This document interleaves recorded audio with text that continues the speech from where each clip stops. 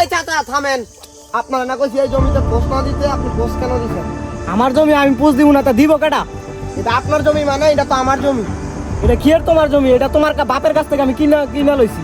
এই জমি কিনে নিছেন মানে এই জমি আমার, আর এই জমিতে যদি আরেকটা পোষ করে তাহলে দ্বিতীয় পোষ আপনার গলায় করবো। তুমি কি গায়ের জোরে জমি নিবা? গায়ের জোরে জমি নেওয়া জানা, জমি নিলে কাগজপত্র লাগবে, যেটা আমার কাছে আছে। এই মিয়া না করছি না আমি। এই বেটা দূর দেখাস, এ বেটা আয়, তোরে দেখ নিমু। যা যা, কি বাল ভালাই যা।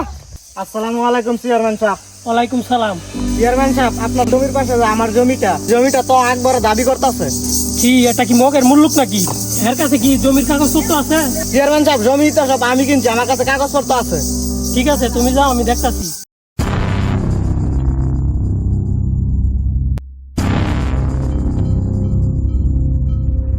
জি চেয়ারম্যান সাহেব, আপনি এখন থাকা গেলে কেন আমার জমিতে কেন ধান কাটতেছে? এটা আপনি দেখতেছেন না? এই জমির মালিক তো আমি, এটা তো আপনি জানেন ভালো করেই। আমার কাগজপত্র থাকা গেল আমার ধান কাটাতে আপনি কেন কিছু বলতেছেন না? আরে বেটা, টাকা থাকলে এমন হাজার হাজার কাগজপত্র তৈরি করান যায়। সকাল সকাল একবার আপনার পকেট বেরিয়ে দিছে, এই জন্যই তো আপনি এই কথা কইতাছেন। এই বেয়াদবির মতন কথা বলছ কেন? জমি হ্যার ওই। এই চাচা এত বক বকেন না, জমি আমার।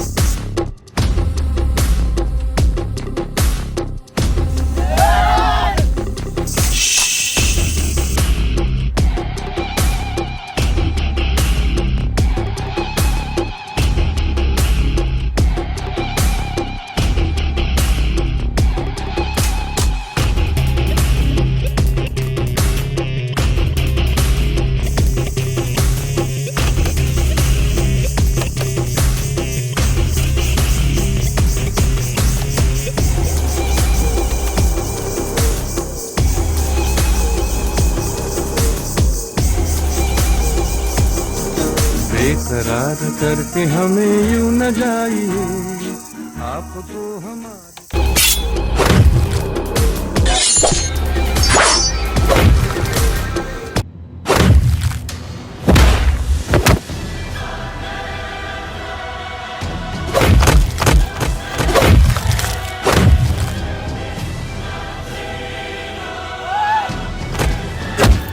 এই এটা আমার বাপের জমি, তুই এখানে এত বাড়াবাড়ি করতে হচ্ছে কেন? এই!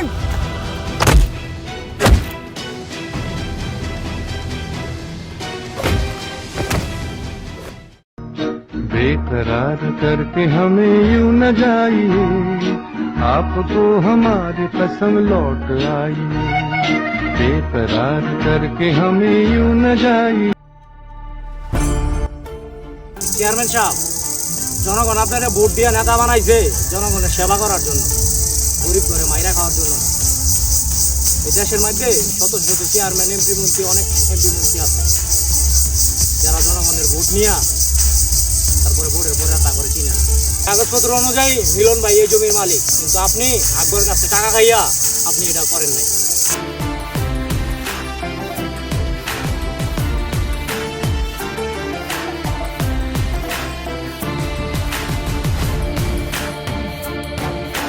চেয়ারম্যান সাহেব, আমার জমি